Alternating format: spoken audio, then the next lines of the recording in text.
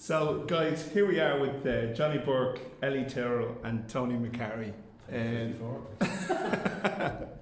So, this is part of the interview process, just to try and get a sense of the stuff that is happening at the AFL, and also to show the amount of work that goes into the background. So, we've just gone through everybody's roles here in the AFL committee. You guys are divisional managers. Would you mind explaining a little bit about exactly what that means and what you actually have to do? It means that if, especially in Johnny's case, Johnny has 3 different divisions. 2. I have 2, and you know. I took one off him. Oh, Yeah. Sorry, split them. What it means is you take all the phone calls off each manager, queries about kick-off times, changing kick-off times, why they're not playing this, and the other. If they have complaints, they ring us. It can go on until 11 o'clock at night, and you never know you're going to get a text.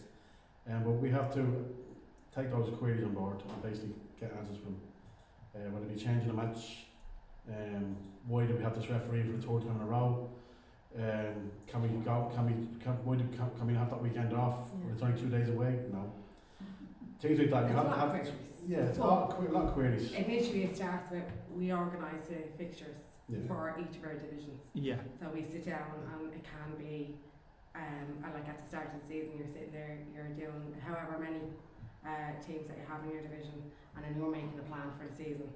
But like that, you'd have queries of, can I have weekends off, or there's cup matches last minute, pitches are off, so it's a lot of juggling, and it's an awful lot of admin and hours on the phone. I've 16 weddings this weekend if we're in the team, and no one told me about it. I know the match is 2 days away, can we have her off? You will be shocked at things we get phone calls here. Yeah. But it is like that, it's a lot of matching phone calls, club secretaries, queries, and then, as I said, but it's worth it. I think so. It's come Christmas. What makes it worth it? Because you're being a part of something. I've always wanted to get involved in football when I started at schoolboy level and with a club before approaching the league. I want to be part of something bigger, you know, and put my name into it. And it's just always something that I've enjoyed doing. I've enjoyed volunteering, and there's nothing more. Like I potter out to all different matches Sunday over the weekend. It may not even be my own division matches, you know, and I go out and I watch them, and it's something that I really enjoy. And to be able to give back, and I think people should keep playing until they can't play anymore. Like, you know, it's great. It's fitness, and it is.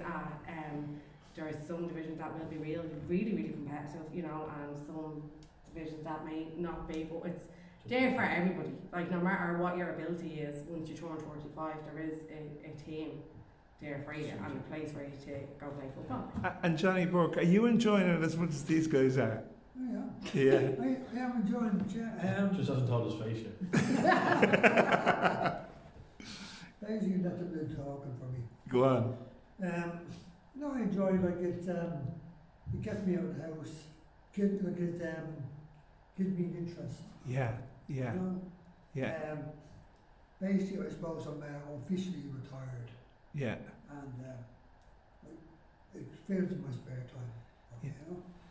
Well, you know, one of the matches I was at recently, and this is one of the things we're trying to do, is get people's opinions, get people's voices, you know, and you might have seen when Gahan, the referee, talking, and the enthusiasm and, you know, the analysis of the game that was already in his head, and then the players themselves talking about it. They just see something, they might see something on social media and say, oh, you can still play, you know. So I suppose I can totally, there's a great sense of fulfillment when you're making the difference, especially for men coming into over 35. They think it's all over.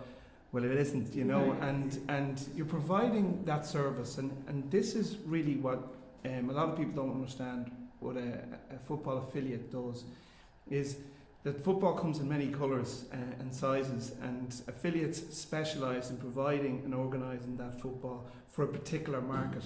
Each club has kind of its own committee, and they have their own kind of treasurer, and they have their own little makeup, you know, and they have to, you know, very often they'll work with sponsors and things like that. And one of the things that we're trying to do is activate the community so that the community can begin helping itself by just paying more attention to itself. We want to try and help each club and each team understand the value of working with their sponsors, and the leagues, all of us together, just creating more content. As divisional managers, how do you see the value in that kind of service? I know the value because I'm still involved in football at a management level, and you can't survive without sponsors. Yeah. Like to run a team, it's not cheap anymore. No.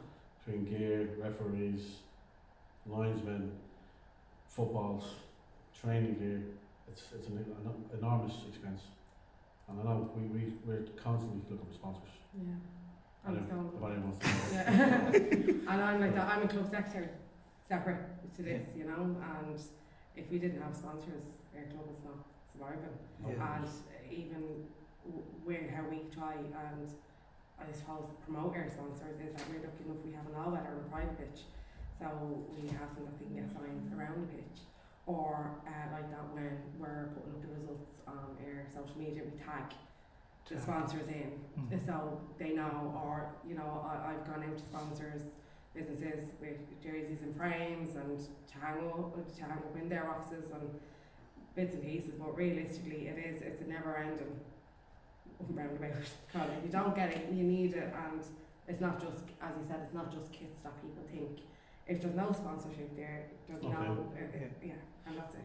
And most businesses out there want to invest in football, but it's just, we're not ready in terms of how to provide the value, the return on investment that they want. And really what we're going to be doing, a striker on it, is working with the Amateur Football League and providing an option for teams out there that we will guarantee the eyeballs. We're going to guarantee the help and the exposure to any teams that want to cooperate with us and work with us. And in doing this, we're going to be able to show everybody else how it can work. How does that sound? Yeah. That's good. Well, it'll be massively beneficial to us because we're still involved in clubs. Like, so we might be getting ideas that we didn't, you know, that will help our own clubs as well. You know, we need so. sample clubs to go forward. We could put a few in front of it. Oh, absolutely, yeah.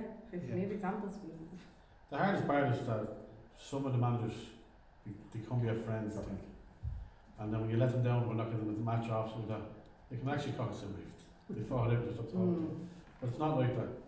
Some teams think we have a vendetta against them because we've done certain things through the season they didn't like.